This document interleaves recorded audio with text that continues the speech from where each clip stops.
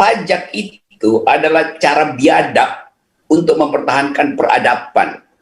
Sebetulnya itu intinya. Kan gak ada orang yang mau dipajaki kan, jadi memajaki orang itu cara biadab. Tapi demi peradaban kita izinkan. Jadi rakyat mengizinkan pemerintah untuk merampok uang rakyat asal peradaban tumbuh. Kan itu trade off antara taxation and democracy.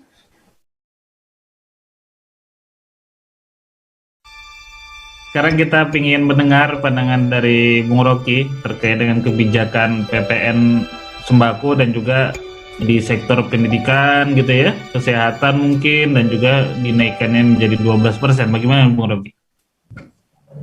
Ya begitu.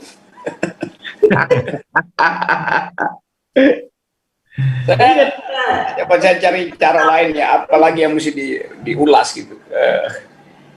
Kan tadi kalau kan kedunguan itu juga bisa dipajaki kan. Karena udah nggak ada lagi yang mau diambil gitu. Kita tahu doktrinnya bahwa pajak itu adalah cara biadab untuk mempertahankan peradaban. Sebetulnya itu intinya. Kan gak ada orang yang mau dipajaki kan, jadi memajaki orang itu cara biadab. Tapi demi peradaban kita izinkan. Jadi rakyat mengizinkan pemerintah untuk merampok uang rakyat asal peradaban tumbuh. Kan itu trade off antara taxation and democracy. Dan sinyal itu kita percaya bisa dilakukan bila beban itu adil. Jadi dasarnya cuma itu. Karena itu pajak itu bukan kewajiban tapi kemampuan. Kalau saya nggak mampu bayar, mau diwajibin apa diharuskan pun saya memang nggak bisa kan. Jadi nggak ada hukum pajak itu yang statis. Hukum pajak itu berubah setiap hari sesuai dengan daya bayar rakyat, daya bayar masyarakat. Nah sekarang kalau hukum pajak itu mau diubah, ya hitung daya bayarnya, bukan daya perasnya. Tentu bisa diperas dengan memaksimalkan lobby DPR supaya DPR juga dukung. Tapi itu kan artinya ini pemerintah nggak ngerti fungsi pajak itu buat apa itu. Berkali-kali dulu saya pernah cerita bahwa di abad 15-16 ada seorang menteri keuangan di Prancis yang karena negaranya bangkrut, maka dia disuruh oleh raja untuk kumpulin uang melalui pajak gitu. Lalu si menteri ini beredar dari kampung ke kampung, masuk lorong-lorong, dia lihat kalau ada sandal jepit yang rada-rada masih bagus itu dipajakin. Kalau ada pintu rumah yang belum rusak juga dipajakin, dianggap itu adalah barang yang agak mewah itu. Ada ayam berkeliaran, dianggap ayamnya berlebih, dipajakin itu. Menteri itu saking pers Prancis marah, wajah menteri itu nggak pernah digambarkan utuh, hanya digambarkan hitam putih itu sebagai siluet doang karena jengkel. Nama menteri itu Etienne Siluet. Jadi dari nama menteri itulah ada istilah siluet. Nah sekarang kita mau lihat wajah Sri Mulyani dipasang sebagai siluet untuk mengingatkan bahwa beliau itu udah panik sehingga dia mondar-mandir di pasar, lihat ada orang jual sembako dipajakin itu. Karena tadi malas untuk cari tempat lain. Kan itu akibatnya kan. Jadi kita belajar dari sejarah, seseorang itu disebut disiluetkan karena memang nggak mampu untuk cari alternatif. Nah, bagian ini sebetulnya yang penting. Dulu kalau kita lihat misalnya efek dari pajak sembako itu jelas, stunting akan tambah, kebodohan akan tambah. Kan itu cuma itu intinya kan. Nah sekarang siapa yang kena beban itu? Pasti masyarakat paling bawah. Siapa yang paling bawah? Ya perempuan. Jadi perempuan adalah penerima kedunguan dari kebijakan seorang perempuan juga, yang adalah Menteri Keuangan. Kan itu sama aja kan. Jadi apa yang terjadi setelah PPN ini diresmikan, mau dia 10% atau mau dibikin perimbangan tidak tunggal, tetap beban itu ada pada emak-emak dan anak perempuan. Karena yang bakal begitu dompet habis karena konsumsi naik, harga pangan naik itu, maka yang pasti akan dibatalkan sekolahnya ada anak perempuan. Karena masih ada prinsip anak laki lebih baik sekolah tuh. Itu yang terjadi kan. Stunting juga akan terjadi. Jadi seluruh proyeksi pemerintah untuk meningkatkan IQ nasional juga hancur. Ini paradoksnya sebetulnya. Apa yang terjadi? Feminisasi kemiskinan. Feminization of poverty gitu. Jadi impact-nya adalah pada perempuan itu udah jelas. Nah, saya ingatkan misalnya Sri Mulyani dulu waktu masih jadi Menteri Keuangan SBY, dia punya prinsip bahwa kementerian-kementerian yang tidak pro gender, apa namanya itu, gender based penganggaran itu, dia nggak turunin uang. Jadi Sri Mulyani dulu berpikir untuk menghalangi terjadinya feminisasi kemiskinan, pemiskinan perempuan gampangnya. Sekarang dia lakukan itu. Jadi di mana akalnya? Nanti akan ada pajak minyak jelantah. Sama aja kan? Karena dianggap itu adalah ada proses jual beli. Memang itu nggak mungkin terjadi, tapi jalan pikirannya kira-kira begitu. Satu waktu juga dia akan lakukan hal yang sama. Yang sebetulnya mesti dilakukan adalah pajak guru besar. Nah itulah karena banyak guru besar yang nggak bermutu tuh. Habisin duit negara, dipajakin aja nih guru besar, masuk guru besar kehormatan mungkin. Jadi kita ada di dalam kelucuan yang susah kita maafkan.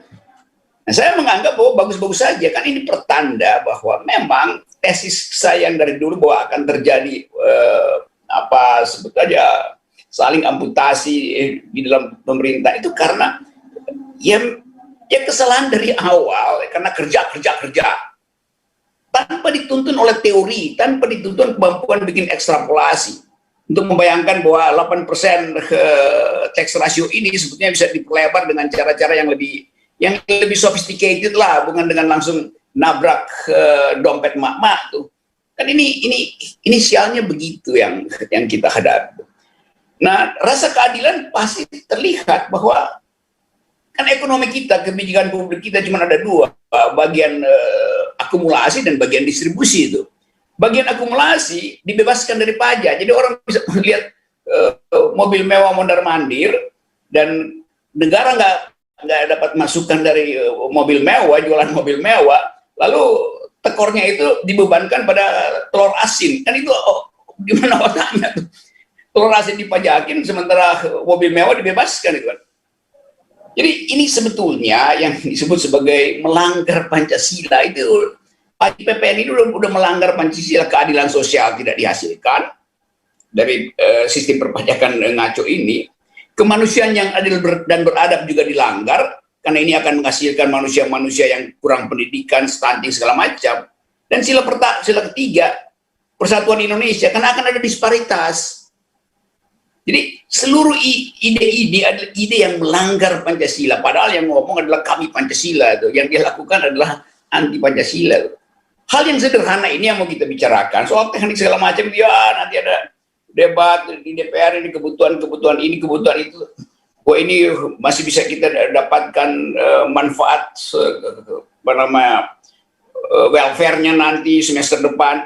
Sementara pajak barang mewah itu akan diperpanjang sampai 2020 segala macam. Jadi omong kosong ini harus kita baca sebagai kepanikan luar biasa dari kekuasaan. Nah, kita mungkin hanya bisa mengintip kapan pajak ini kemudian jadi crossfire dengan kemarahan publik tuh. Kan itu soalnya kan. Ya, saya sih senang-senang aja karena yang kita bayangkan kemarin itu pasti akan terjadi kan. Jadi udahlah itu jadi sunatullah bahwa kedunguan itu akan menghasilkan perubahan. Jadi apa yang akan terjadi? Perubahan politik tidak akan dihasilkan melalui pemilu, tapi melalui kedunguan kekuasaan. Gitu kira-kira. Ayo. Oke, terima kasih.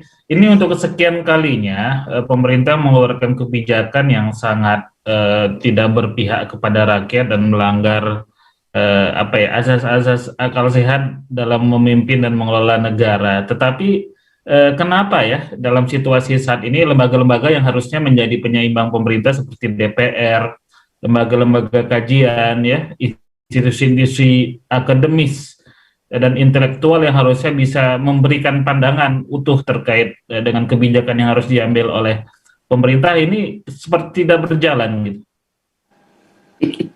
Ya di dalam pemerintah nggak ada lagi koordinasi kan. Jadi pemerintah yang seharusnya utuh sekarang dia terpecah karena mengintip siapa yang apa yang bisa dirampok dan siapa yang bisa disingkirkan. Contoh tadi ribut-ribut soal Ibu Megawati Soekarno Putri diberi gelar profesor kehormatan. Ternyata Menteri Nadiem udah putuskan itu dari bulan Mei. Dirjen Diktinya nggak tahu atau seolah-olah memang nggak diberitahu. Lalu Dirjen Dikti bilang nggak ada nomenklatur apa namanya profesor kehormatan.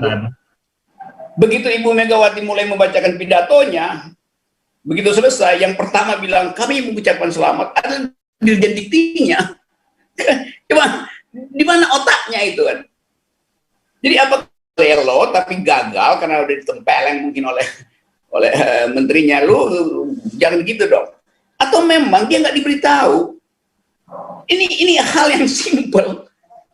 Akhirnya orang menganggap bahwa ya kalau begitu keputusan untuk memberi gelar doktor kehormatan itu ada pada PDIP. Kenapa? Karena dua petinggi PDIP membela dengan mengatakan prosedurnya udah bagus. Lo yang mesti bilang itu adalah Dikti, bukan PDIP yang bilang prosedur bagus. Berarti keputusan untuk memberi gelar kehormatan itu datangnya dari rapat partai PDIP. Kan bagaimana itu sistem berpikir semacam ini? Sibuklah PDIP yang menerangkan, enggak, udah betul, aturannya udah betul. Jadi bagaimana coba? Kita nggak ngerti lagi diputuskan gimana. Kan biasanya guru besar diusulkan dari luar, diproses di universitas itu. Sekarang usulan itu datang dari PDIP, diputuskan oleh PDIP, diproses oleh PDIP kan. Begitu, saya analisisnya begitu. Kelihatannya kan begitu jadinya. Sama juga dengan soal pajak gitu kan ya saya dengar Menteri Sri Mulyani mengeluh di DPR. Ini kan masih desas-desus isu dan terpaksa kenapa rakyat dilibatkan sehingga rakyat panik, jadi dia pusing juga tuh. Lo kalau soal pajak, mestinya dari isu primer itu rakyat udah mesti tahu karena objeknya akan ada pada rakyat. Kan gampang aja, ngapain baper itu kan. Atau misalnya lapor aja ke Menko Perekonomian, kan bosnya Sri Mulyani kan Menko, dia lapor ke Menko, baru Menko ngomong ke Presiden. Tapi Menko Perekonomian Erlangga juga udah nggak peduli, karena Erlangga siap-siap menjadi presiden. Jadi soal-soal begini, ya udahlah, itu urusan lapangan banteng, silahkan lakukan sendiri itu. Jadi itu yang terjadi itu. Dan sialnya cuma di Indonesia Menteri Keuangan disuruh cari uang sekaligus disuruh bayar-bayar. Jadi kasir merangkap debt collector, kan ngaco kan.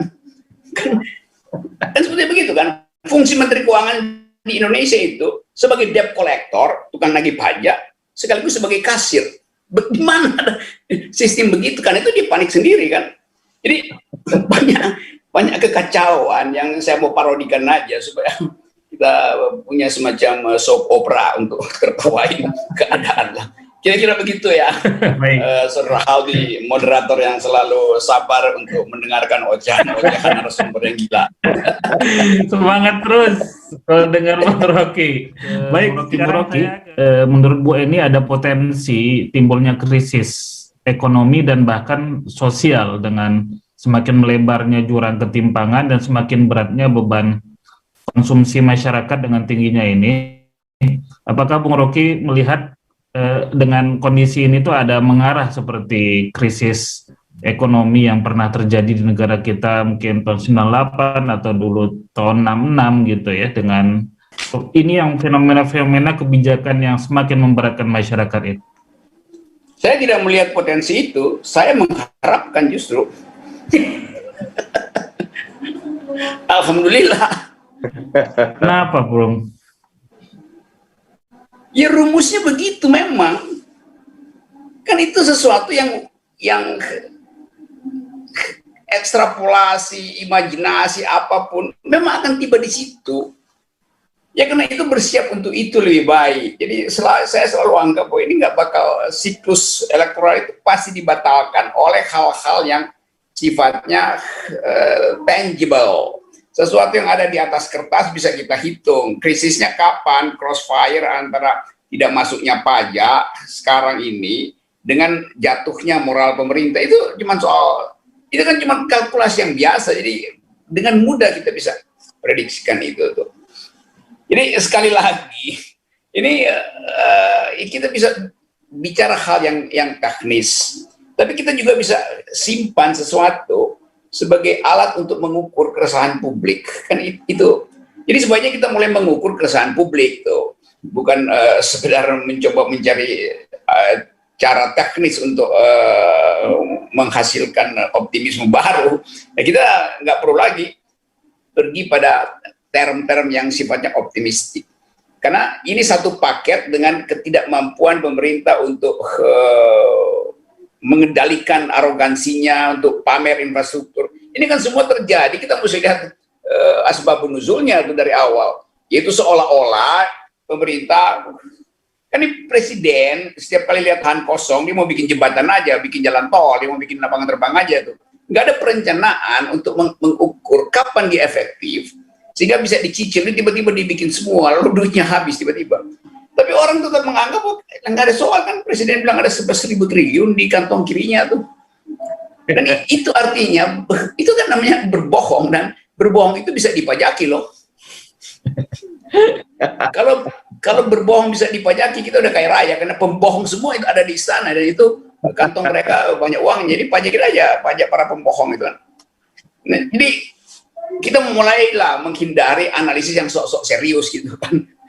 Nah, lu dan pemerintah aja nggak punya pola apa yang mesti kita lakukan dengan ekstrapolasi itu tuh. Semua faktor yang ada di depan kita besok bisa berubah tuh. Lain kalau dia datang dari hasil rapat kabinet. Kan ini terlihat bahwa Sri Mulyani lakukan itu sebagai outlet dari kepanikan, lalu tiba-tiba diajukan itu.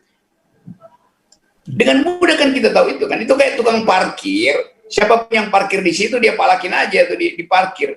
Padahal ada ambulans parkir di situ, diparkir juga, ambulansnya mau ngangkat mayat, ditagih duit parkir. Begitu juga pajaknya, nggak bisa lihat ayam bertelur rumahnya mau dipajakin aja. Kan gampang memang, cuman ngidar sebentar juga dapat pajak. Kan langsung terlihat kan gini iya, tapi dia nggak hitung efeknya pada feminisasi kemiskinan, efeknya pada stunting, efeknya pada masa depan anak, efeknya pada kerusakan keluarga. Ini dalam waktu singkat nanti, Anda lihat misalnya berita bagaimana seorang suami nampar istrinya karena duit yang dia kasih untuk beli sembako nggak bisa lagi seperti hari kemarin. Ini kenapa nih telur ceploknya sekarang tinggal putihnya aja, kuningnya nggak dikasih tuh. Bisa jadi begitu, kekacauan dalam keluarga karena kekacauan di dalam koordinasi makroekonomi yang disebabkan oleh ini bisa merusak keluarga nanti itu. Di perceraian bisa terjadi karena harga naik, ada anak nanti yang akan merintih, kenapa saya nggak bisa sekolah lagi? Tanya sama Sri Mulyani, kata maknya tuh, dia yang bikin harga sembako naik tuh. Demikian juga tetangganya yang biasanya suplai telur juga merasa oke, saya nggak bisa suplai lagi, nggak ada yang minta. Permintaannya nggak ada, harganya mahal. Jadi beginilah yang secara makro kita mesti terangkan bahwa dari awal desain kebijakan itu tidak didasarkan pada kalkulasi yang masuk akal.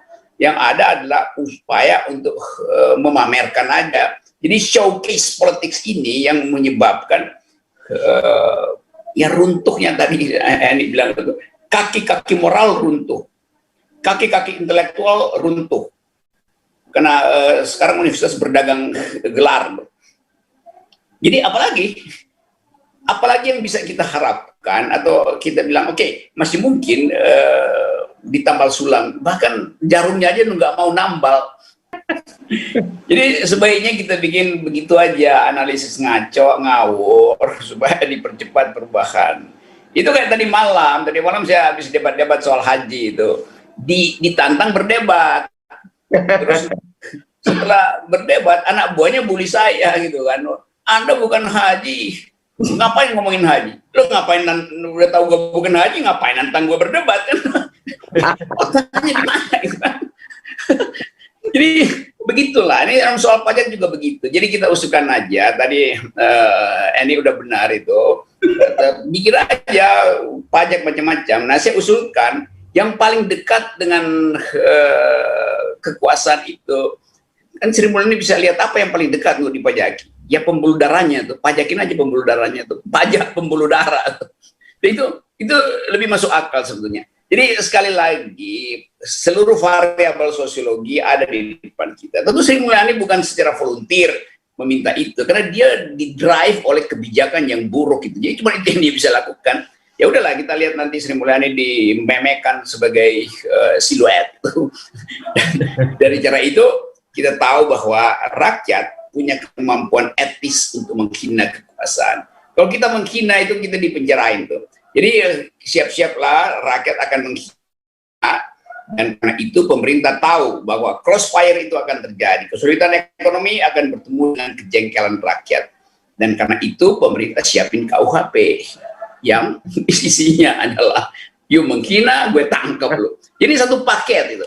Nah kalau kita hinanya rame-rame, maka KUHP nggak mungkin dipakai untuk mempidanakan satu bangsa. Itu intinya ya. Terima kasih. Assalamualaikum warahmatullahi wabarakatuh. Terima kasih Pak Mardhani, Bu Eni, Bung Reki. Dengan kesimpulannya Mas Hadi, ya, agar yang paling utama bagaimana agar Fajar segera menyingsing.